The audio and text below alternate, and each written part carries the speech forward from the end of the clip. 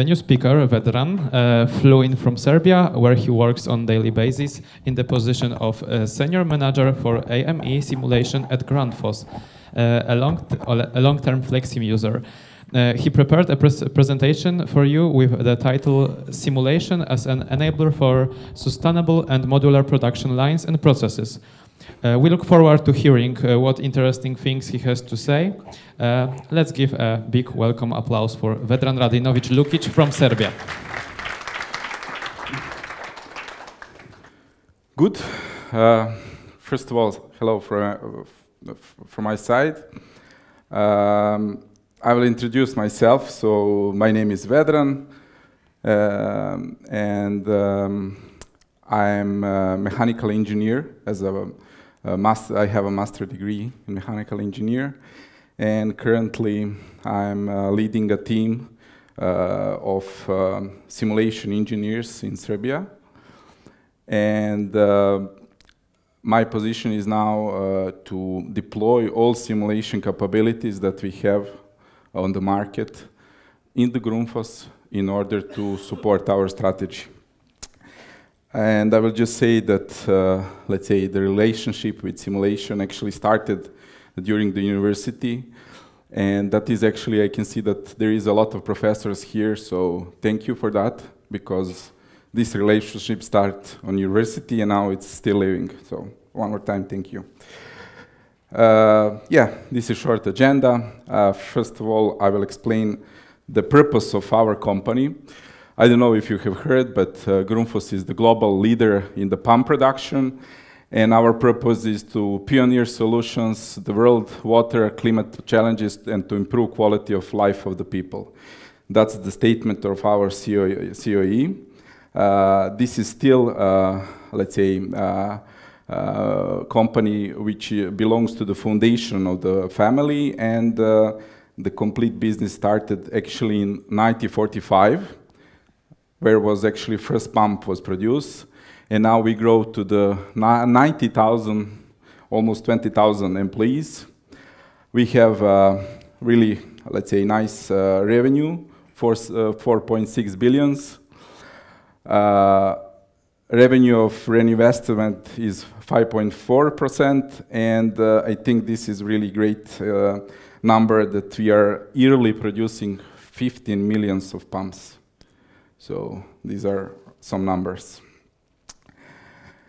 I will explain what is the purpose of the company. So the main thing now and on all global companies is sustainability. And we see sustainability as the heart of everything we do.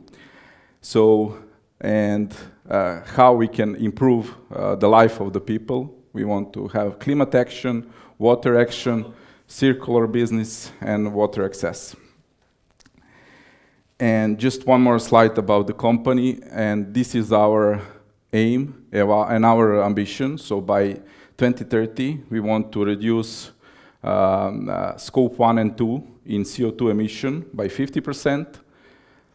Then we want to be net neutral, let's say, by 2050. And I will explain you how simulation contributes to this one. Why simulation? So there was a lot of questions here, why we should use the models. We can use mathematical models, we can do everything. We can use Excel tables and everything, but when we have a complex system, like we saw before our colleague explained, so we need to have model and modeling complex system in order with the software, because there are no tools that can actually support us with this one. Then we want to have dynamic iteration. Excel sheet is basically statistical. It's, let's say, not dynamical tool, and simulation is actually proving us dynamical iteration. We want to evaluate performance. We want to see scenario analysis. We want to have optimization. And for sure, we want to train and educate our employees. And this is why we are using simulation. And how actually it is working all together. So we can see, let's say, 3 gears here. So one is architecture and modularization, which is quite huge team in our company that is actually making sure that all our products and lines are modularized, and also we want to build optimal production lines and products. Also, based on this I&M, we want to have sustainability in the focus, and all together, if we compare and add simulation, then we can generate all these benefits. The first one is the reduction of the product lead time, reduction of CO2, OPEX and CAPEX reduction, and we want to have first time correct when we are doing the projects. And that's where the simulation is quite crucial. Before I go to the next slide, I will just say that in our team we have around 15 different simulation capabilities.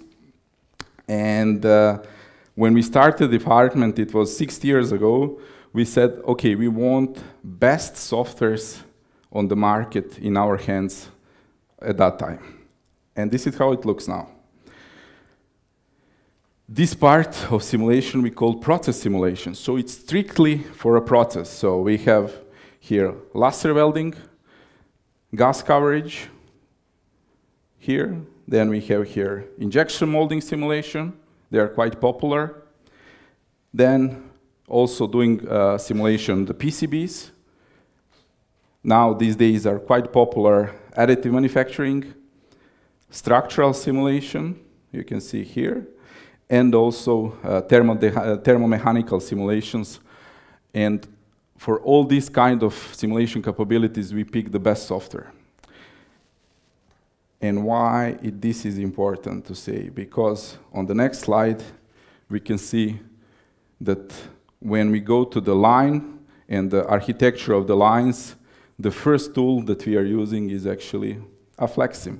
At that time, I think it was 2018, we started the benchmark process. We see, okay, what we have in the field of the discrete event, there are a lot of, let's say, softwares there, and then we pick 4, then we pick 2 for a final decision, and guess who win? The FlexSim.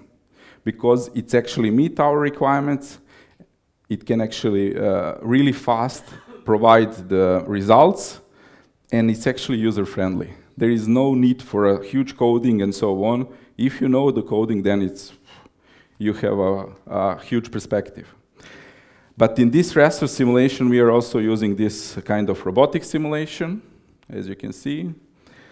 Then we have here really nice slide showing where we are with the virtual commissioning. I know the FlexSim can also connect with to PLC and to make some codes and so on, but you can see how far we are on this field with the virtual commissioning. So it's one-on-one simulation.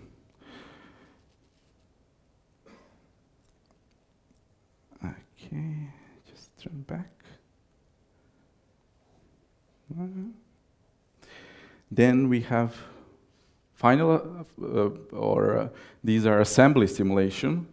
I know that FlexSim started something to doing because we still have mannequin also in the FlexSim and so on, but I think this area is also can be, let's say, expanded because when it's come to the detail design, then I think we can use all these, let's say, mannequins that we have are already let's say, some kind of concept design in order to provide ergonomic assessment of the line.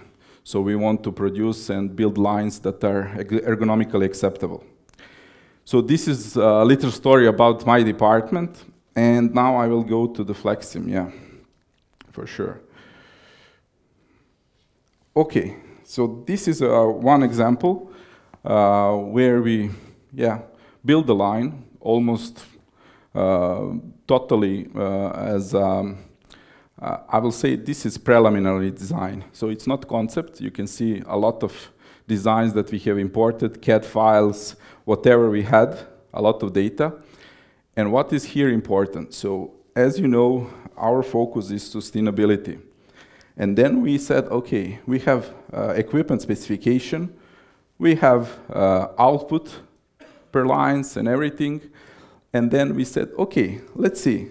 So with the two tool sets, we can get 50 seconds of the cycle time. And energy consumption is by this, because it's a laser welding operation, we have 289 kilowatts. Yeah. Then we said, okay, if we add 3 tool sets, this is how it looks.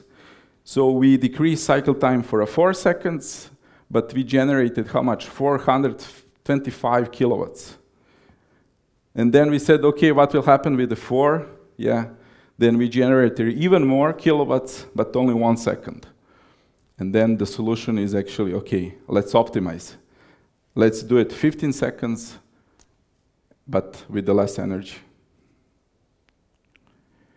This is also one example about how actually we are using FlexSim in an early phase of our line concepts, and how it actually helps us to optimize the cycle time.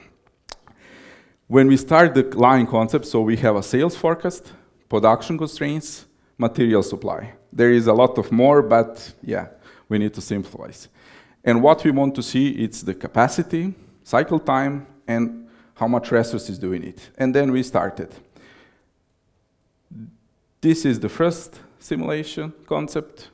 Yeah, it looks good.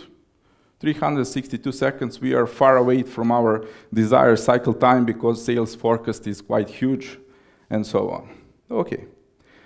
Then we remodify with the team, and then we jump to 282 seconds. But with the 282 seconds, then we realized, okay, maybe we can do something more. And then we decided to do something more. And we generated only 3 seconds. Why? Because we got a buffer, you know. And now you can see it's quite visible. There is a new bottleneck, huge buffer, and we want to remove that. Okay, let's do it like this. So let's add one more parallel lines, maybe one more operator, and then we generated 55 seconds. And this is the power of simulation, because what we understood that human brain, when he see one picture, maybe he can generate one more. But after that picture, he cannot generate the third one, fourth one, fifth one. Because at this time, we see that we pick actually fourth solution. And that's really powerful for us. Then, preliminary design. You can see that basically complete line cell is finished.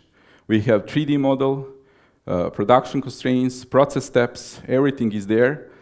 And we want to see the capacity, cycle time, resource, if we can meet desired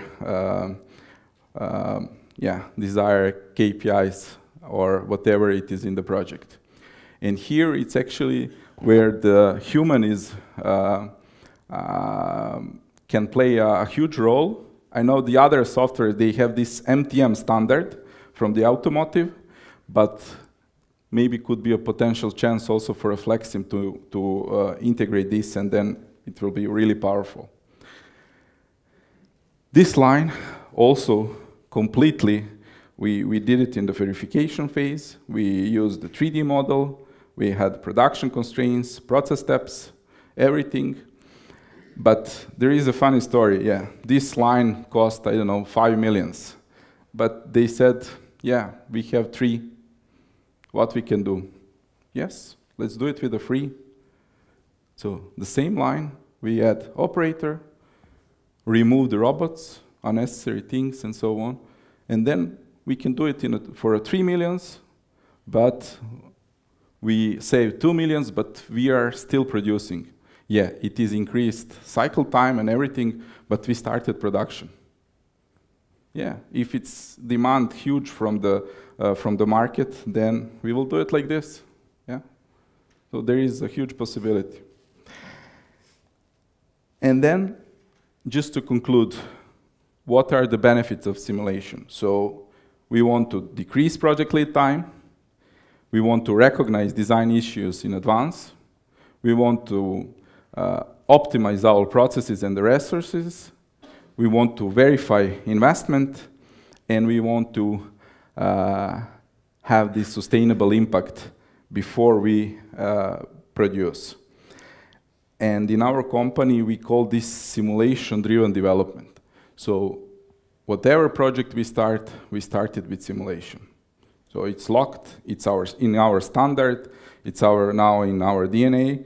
So whatever we do it with simulation, because it's really cheaper, fast, and we find a really great solution that can actually meet the customer demands, but in aspect of sustainable impact.